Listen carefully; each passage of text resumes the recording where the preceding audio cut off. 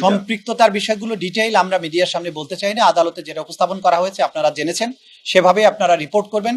আবু সাইদ একজন আইকনিক শহীদ ছিলেন, যিনি বেগম রোকেয়া বিশ্ববিদ্যালয়ের সামনে শহীদ হয়েছিলেন এবং দুহাত বাড়িয়ে যখন তিনি নিরস্ত্র ছিলেন, দুহাত বাড়িয়ে অপেক্ষা করছিলেন আন্দোলনের সামনে, সেই সময় তাকে ঠান্ডা মাথায় খুব কাছ থেকে গুলি করে হত্যা করা হয়। সম্পৃক্ততার বিষয়গুলো ডিটেইল আমরা মিডিয়ার সামনে বলতে চাই না। আদালতে যেটা উপস্থাপন করা হয়েছে আপনারা জেনেছেন, সেভাবে আপনারা রিপোর্ট করবেন। আমরা মিডিয়ার সামনে কার কতটুকু দায় সেটা উল্লেখ করতে চাই না, কারণ এগুলো সব ট্রায়ালে প্রমাণ করতে হবে। সুতরাং এই যে ট্রায়ালের নিজস্ব বিষয়গুলো আমরা মিডিয়ার সামনে উল্লেখ করাটা সমীচীন মনে করছি। আপনারা সবাই জানেন যে মানবতা বিরোধী অপরাধ সংগঠিত হয়েছে, মূল দায়টা হচ্ছে আইন শৃঙ্খলা রক্ষাকারী বাহিনীর, এবং সেখানে পুলিশের যারা ঊর্ধ্বতন কর্মকর্তারা ছিলেন, আমরা কিন্তু খুব স্পষ্টভাবে দেখিয়েছি শেখ হাসিনার নির্দেশ লিথাল ওয়েপন ব্যবহার করা।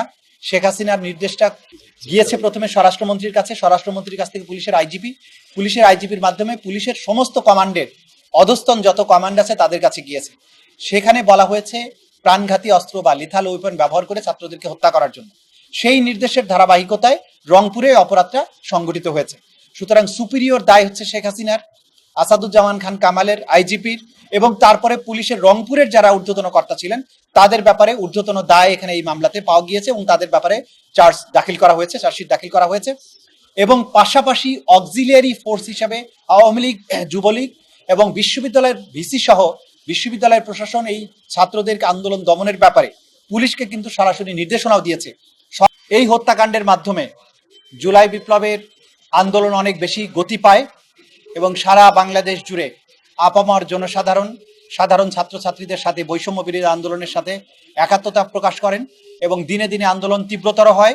অবশেষে 5ই আগস্ট চূড়ান্ত বিজয়ের মাধ্যমে স্বৈর শাসনের অবসান হয়, বাংলাদেশ আবার নতুন করে স্বাধীনতা লাভ করে।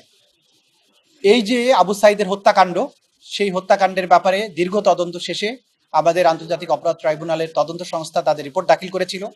সেই রিপোর্ট পর্যালোচনা পূর্বক চিফ প্রসিকিউটরের কার্যালয় ফর্মাল চার্জ রেডি করে দাখিল করেছিল এবং আজকে সেই ফর্মাল চার্জ এবং অন্যান্য ডকুমেন্টসের উপরে শুনানি করে আন্তর্জাতিক অপরাধ ট্রাইব্যুনালের দ্বিতীয় ট্রাইব্যুনাল 30 জন আসামির বিরুদ্ধে অপরাধ আমলে গ্রহণ করেছেন। ইন্টারন্যাশনাল ক্রাইমস ট্রাইব্যুনাল অ্যাক্টের 3-2 এবং 4-1-2-3 এই ধারায় তাদের বিরুদ্ধে অপরাধ আমলে গ্রহণ করেছেন। আগামী 10ই জুলাই পরবর্তী শুনানির জন্য দিন ধার্য করেছেন।